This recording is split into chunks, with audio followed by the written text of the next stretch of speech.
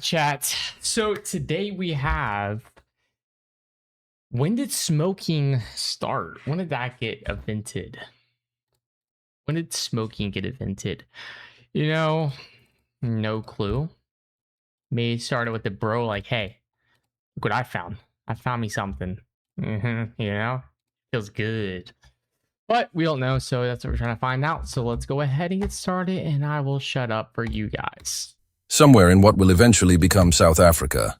The fire has been burning for hours, and the smoke moves slowly upward, curling, drifting, disappearing into Is this about fire smoke?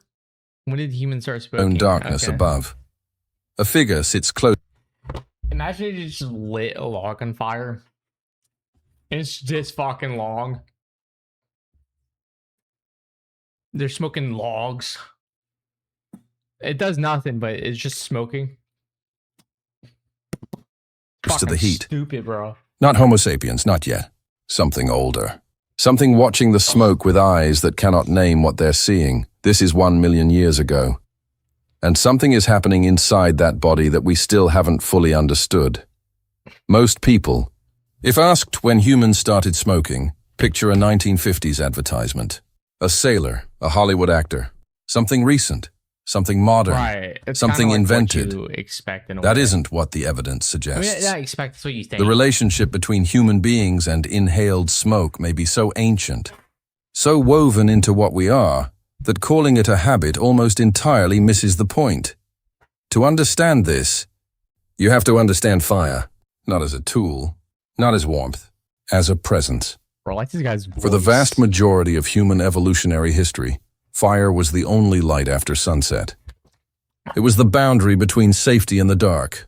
Every ancestor you've ever had, every single one spent their nights gathered around it, breathing its smoke, watching its movement, falling asleep inside its haze. Smoke wasn't something they chose to inhale. Bro, I am sweating. It was unavoidable. And here is where it becomes Bro, interesting. like not working. Researchers studying ancient hearth sites have found evidence that our ancestors didn't just use fire for warmth or cooking. Certain plants were deliberately placed into fires. Plants with aromatic compounds. Plants that, when burned... They were putting psychedelic plants in there. I don't know if Mel the Wanda was in there, but they were just throwing... They decided, hey, you know what? Let's pick this flower right here, throw it in the fire. Let's pick this one, throw it in the fire. Wow, buddy, I'm seeing fucking rainbows and cows. What the fuck? Dude, I just got an idea. Let's fucking... make a wheel, throw this flower in there. Bro, they were just getting fucking brain damage. That's how they invented smoking, was from a fire? Bro, that's crazy. Release chemicals that affect the nervous system. Whether this was intentional or accidental at first, nobody can say with certainty. But the pattern repeats across cultures separated by thousands of miles and thousands of... Consider the Scythians. Nomadic people, riders of the Central Asian steppe, feared across the ancient world for their speed and brutality. Around 440 BCE, a Greek historian named Herodotus wrote something strange about them. After burying their dead, he said, the Scythians would enter a small tent, place hemp seeds onto heated stones, and sit inside the vapor. He wrote, and this is his observation, not interpretation, that they howled with pleasure. Archaeologists, centuries later excavating Scythian burial mounds, found small braziers, seeds, exactly as described. Herodotus had been called a liar for most of recorded history. On this particular detail, the ground proved him right. What's unsettling about this isn't the cannabis. It's the ritual. Oh, so they literally were just throwing fucking weed plants in a fire.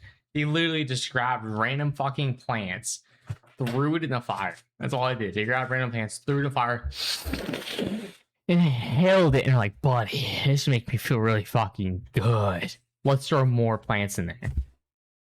Wow, smoking came from a fire. That's crazy. Ground proved him right. What's unsettling about this isn't the cannabis. It's the ritual. These were people for whom this practice was already formalized, already ceremonial, already ancient by the time Herodotus observed it, which means the origin was older still. Meanwhile, on the other side of the planet, separated by an ocean that wouldn't be crossed for another 2,000 years, a completely different civilization was doing something structurally identical. In the forests and river, valleys of what is now the Americas, indigenous peoples had developed an elaborate, sacred relationship with a plant the rest of the world had never encountered. Tobacco, the oldest confirmed. Tobacco. Chemical evidence of tobacco use. Residue extracted from ancient pipes places it at roughly 3,000 years ago in the American Southwest. Wow. But the pipes themselves, the ritual objects, appear far earlier in the archaeological record. Some researchers believe the practice is considerably older than the current evidence confirms. When Columbus arrived in 1492, he encountered something he had no category for. Men and women holding burning rolls of dried leaves, drawing the smoke into their mouths and exhaling it slowly. He described it with confusion. He had no word for it. Within a century, tobacco had crossed. How do you think this shit felt when they inhaled it? Do you think they actually inhaled it? They're just like, hey, this is cool. I like smoking. I mean, I guess tobacco, I mean, it still gets absorbed into the to your gums, but not as much as it would be to inhale it. Every ocean had reached courts, soldiers, peasants, and philosophers, had become one of the most rapidly adopted substances in human history. That speed is worth pausing on. When something spreads that fast, it isn't simply fashion. It isn't simply addiction, though addiction followed. Something deeper is being recognized. Some ancient familiarity being reawakened. Your brain, right now, contains receptors specifically shaped to respond to nicotine. They were not designed for nicotine. They were evolved for acetylcholine, a neurotransmitter your own body produces. Nicotine simply fits the same lock. The implication of that is quietly profound. You were not built to smoke, but you were built in a way that makes smoking feel to certain neural systems like something you already know. There is a concept in evolutionary biology, sometimes So we were just born to smoke. Is that what you're telling me? My neural subceptors were telling me, hey, buddy, you know how to smoke from fucking 10,000 years ago. Go into the store and buy you a fucking cigarette. Because your brain already knows how to smoke from your ancestors 10,000 years ago. Crazy. Absolutely crazy, chat. called chemical familiarity.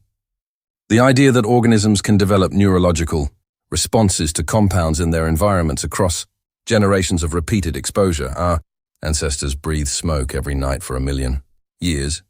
What that might have done to our neurology, to what feels familiar, to what triggers calm, to what the nervous system learned to associate with safety and warmth, and the presence of other people we genuinely don't know. But we should probably be asking. The ritual dimension of this is something that keeps appearing everywhere, in every culture, on every continent. The incense in Egyptian temples, the copal resin burned by the Maya, the sacred pipes of the Lakota, the fumigation ceremonies of ancient Greece, the thuribles swung in medieval cathedrals. Every major religious tradition in human history has placed smoke at the center of its most sacred moments, not as decoration, as medium, as the visible breath between the human and whatever it believed existed beyond. There's something almost architectural about smoke in the ancient mind. It rises, it moves upward. It crosses the boundary between the visible and invisible. In a world before abstraction, before written theology, before any of the conceptual machinery, humans would later invent smoke, was the most obvious metaphor for a soul. Could watch it leave, and yet here is the contradiction that the history almost never acknowledges. The same substance that was sacred was also simply pleasant. The same ritual that connected a shaman to the spirit world also, practically speaking, kept insects away from the sleeping area, calmed the nervous system after a hunt, marked the transition from daylight work to nighttime rest. Sacred and functional were not separate categories. They never were. Modern medicine has spent decades documenting what smoke does to the human body. The damage is real. The addiction is real. The mortality is staggering. Imagine if they discovered nicotine. Oh, we would have been doomed. If they discovered nicotine 10,000 years ago, we would have been screwed. I probably wouldn't have been alive. I would have been born with 3 extra fucking fingers, bro. If they discovered nicotine 10,000 years ago. Luckily, they only discovered tobacco. Wild. But there is a different question buried beneath all of that one that rarely gets asked. Why is the pull so strong? Not physiologically. Physiologically, we understand the mechanism. But why does sitting beside a fire with smoke drifting across your face feel to most human beings on Earth, like something ancient and correct. The first time a child sees a campfire, they don't look away. Nobody teaches them to stare. That's true, bro. Nobody explains the appeal. They simply sit and watch and breathe the smoke in without Yeah, complaint, now as if they are fucking remembering complain. something they were never taught. Perhaps that's exactly what's happening. We tell the story of smoking as a story of vice, of industry, of addiction and mortality and corporate manipulation. All of that is true.